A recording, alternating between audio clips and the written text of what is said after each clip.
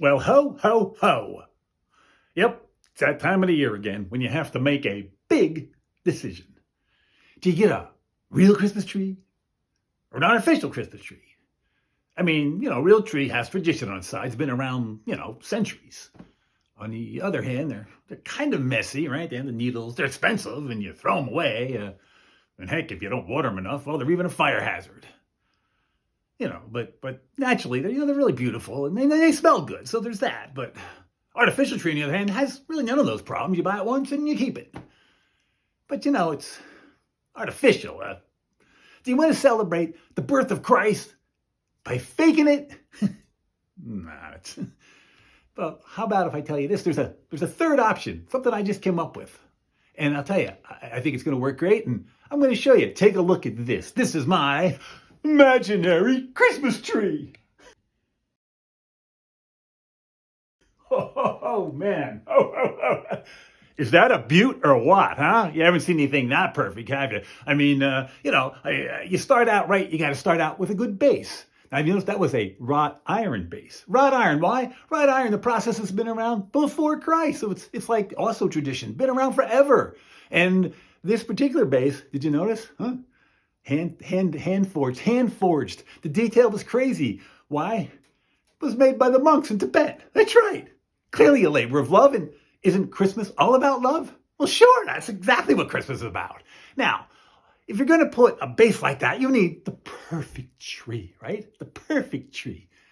Well, my tree, hand raised, talking groomed, nurtured, showered with TLC by none other than Martha Stewart herself. It's a good thing that she gave the dang tree to me. Anyway, let's take a look at some ornaments here. Now, if you take a look back here, right? You know what's there? Huh? See that little thing over there? Huh? You're going, it looks like a painting. Well, you were correct. It is a painting. It's a painting of Pope Sixtus IV. Painted by who? Leonardo da Vinci. He was honoring the Pope because that was the Pope who created the Sistine Chapel. I know what you're thinking. Dave, how did you get that painting? Well, I'll get back to you on that one, okay? Let's take another look here. You see over here? Huh? You see that there? Huh? Yeah. You're thinking, Dave, that looks like a Rossetti guitar, the very instrument that Keith Richards learned how to play guitar on. Well, you are correct. But it's not a model like you're thinking. No, I know it's small.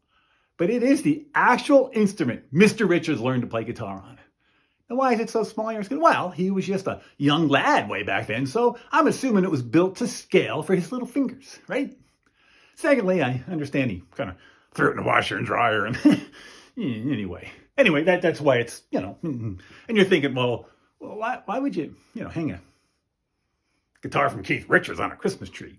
Well, if you remember, what's the line? I was around when Jesus Christ had his moment of doubt and pain. He was around when Jesus Christ was there. I mean, that's how old that guy is. So it's only appropriate we put his ornament on the tree. I have a snow globe from Keith Richards too.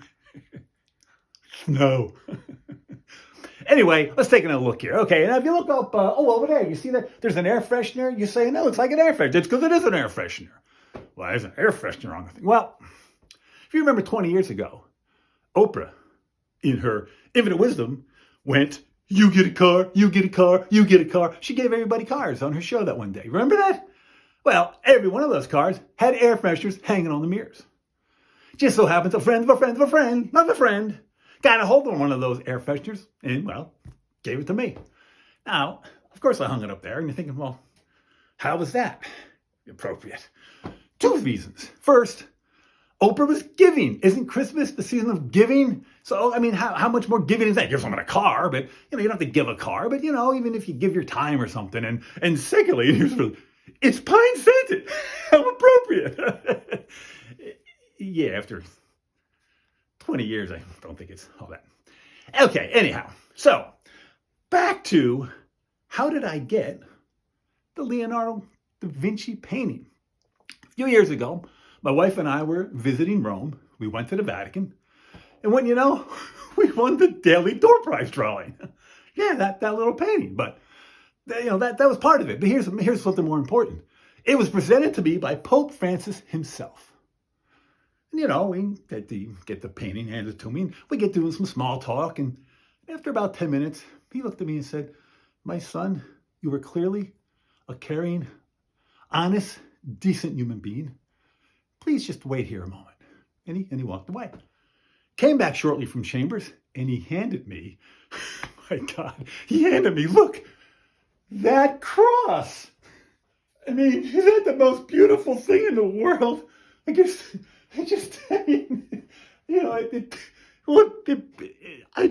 brings tears. The Pope gave that to me. I don't know what more, the spirit.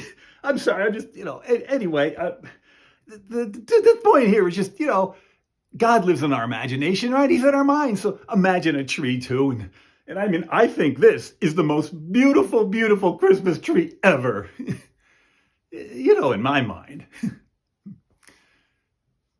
Merry Christmas.